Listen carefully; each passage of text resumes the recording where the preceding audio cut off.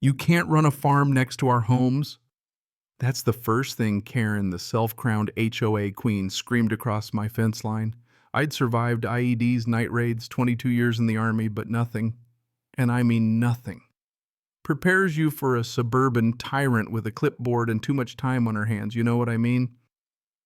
The day she screeched that, I realized real war can look a whole lot like neatly mowed lawns and HOA newsletters with your name plastered on the front page like you're public enemy number one. I tried to ignore her at first.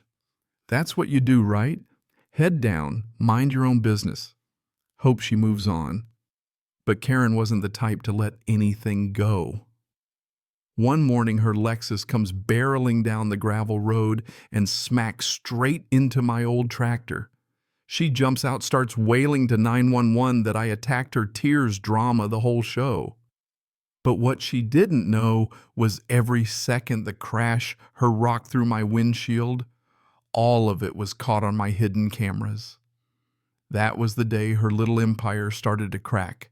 And let me tell you, it was a long time coming. I'm Daniel Mercer. After 2 decades overseas, I came home to salvage what was left of my father's farm. Nothing fancy, just a patch of earth that meant the world to me. The house was humble. The barn sagged with age, and the tractor, an old Massey Ferguson, ran on hope and diesel fumes. I didn't come home to be anyone's neighbor.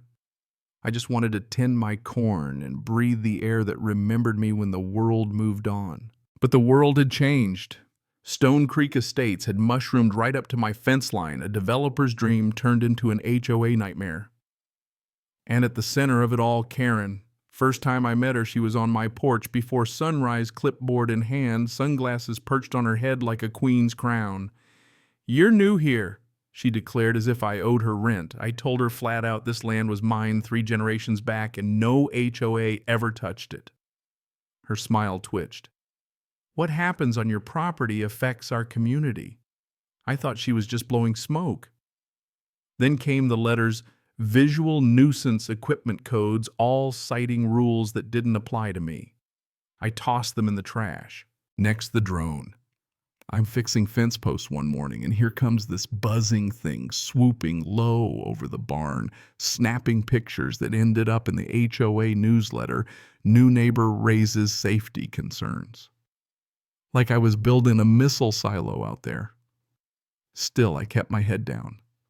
I poured my sweat into that tractor, coaxing it back to life. When the engine finally coughed awake, it felt like hearing my dad's voice again. But Karen saw only one thing: a violation. She'd park her Lexus by the field, snap photos, clutch her little dog like it might faint from a whiff of corn dust. The breaking point came at harvest. I'd be out there before dawn, thermos of black coffee, steering through the golden rows. And there she'd be, garden stool, red tracksuit, camera, phone ready, yelling about dust on her patio furniture. I shut the engine off and told her, "This is farmland, always has been." She stormed off, heels clicking like gunfire eyes promising war. Then the escalation, a sign by the walking trail, caution dangerous farm machinery ahead. Report concerns to Stone Creek HOA. Her number in bold. I took photos, started a folder on my computer labeled HOA Nonsense. County zoning officer laughed when I showed him. She files something every week, umbrellas, mailboxes, now corn. But Karen wasn't laughing. Next came the vandalism clippings dumped over my fence, spray-painted threats, "Keep it quiet." That's when I installed cameras, one above the barn, another hidden in a fence post. I wasn't messing around. Angela Booker, a deputy I served with, pulled me aside at the hardware store. "Karen's got friends on the zoning board. She plays dirty, document everything." Didn't need to tell me twice, my gut already knew she was gearing up for something big. Saturday morning, I barely warmed up the tractor before I heard it. Her Lexus tearing down the easement. She slammed right into my front quarter panel, stumbled out screaming. "He attacked me. He tried to kill me with this machine." Dialed 911, tears on command. I didn't say a word. I just let camera 3 tucked in that fence post do the talking. Officer Cordell, a kid I once coached in Little League, shows up. Karen's wailing about being ambushed by farm equipment. Cordell turns to me.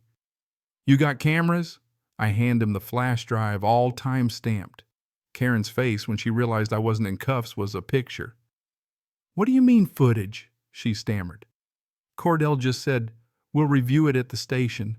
That night, leaning against my dented tractor, I realized sometimes truth grows deeper roots than any HOA rule. You'd think that'd stop her, right? Nope.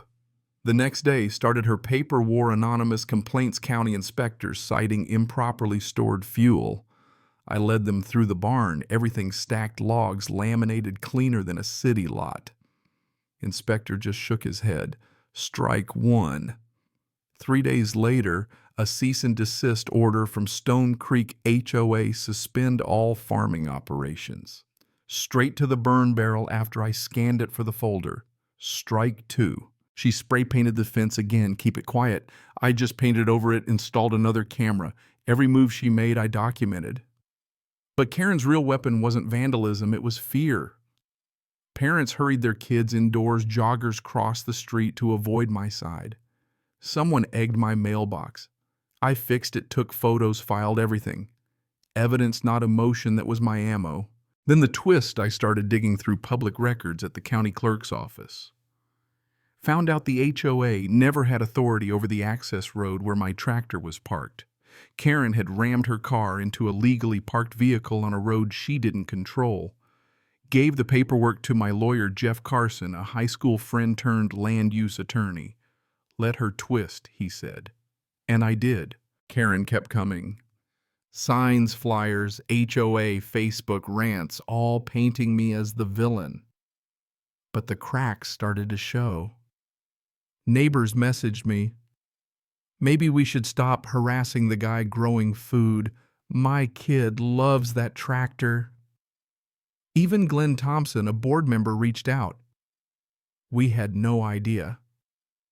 Meanwhile, Karen doubled down, trying to file a lawsuit for harassment and intentional interference with neighborhood harmony.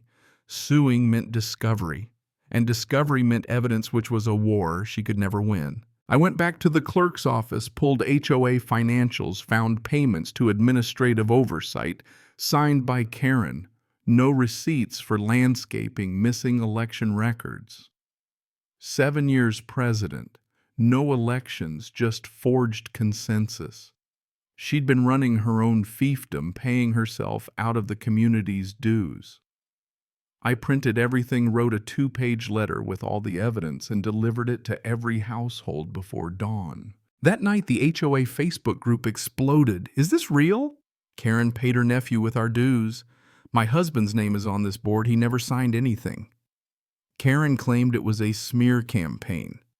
But nobody was buying it anymore.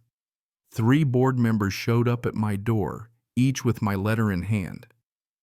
Glenn spoke for them. We need to talk. I poured coffee, let them read. She threatened me, lied, vandalized my property.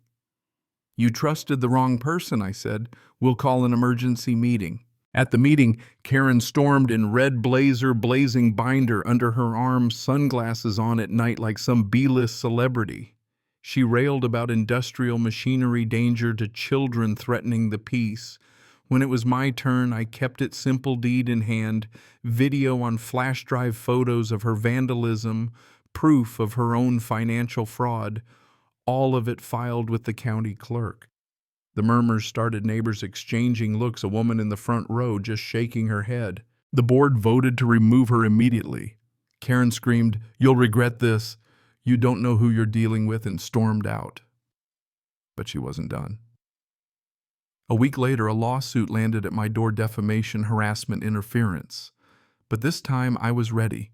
In court, her lawyers spun a wild tale, traumatized community, emotional distress, sleepless nights. Judge Reinhardt, stone-faced, let them finish, then nodded to my lawyer. Jeff laid out everything, video documents, public filings, witness statements, the works. We played the footage. Karen's Lexus smashing into my tractor, her rock through the windshield, her 911 call, all caught on camera. The judge dismissed her claims and granted restitution for property damage, legal costs, and sent the HOA finances to the county auditor. Karen didn't look at me as she left, just shoved past reporters, climbed into her battered Lexus, and disappeared. Stone Creek changed after that. Glenn and the other board members resigned, replaced by folks who promised real transparency. The HOA, once Karen's kingdom, became what it was supposed to be, neighbors keeping up their street. Some apologized, some brought me homemade treats, a few just nodded in passing. But the best was when a kid biked up to my gate, notebook in hand. "My dad says you fought a war with a tractor," he said. "Can I see it?" I handed him a wrench and said, "Only if you help me finish this bolt." And we stood there tightening steel, not saying much, just peace, the kind you only earn the hard way. Looking back, it wasn't about beating Karen or exposing a crooked HOA. It was about proving that patience and truth can outlast all the noise. The harvest isn't just in the fields, it's in the quiet strength that comes after the storm. So don't let anyone bully you off what's rightfully yours. Stand your ground. Be patient. Gather your proof.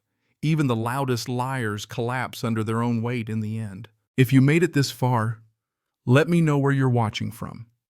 And if you've ever faced a bully like this, drop your story in the comments. I read every one.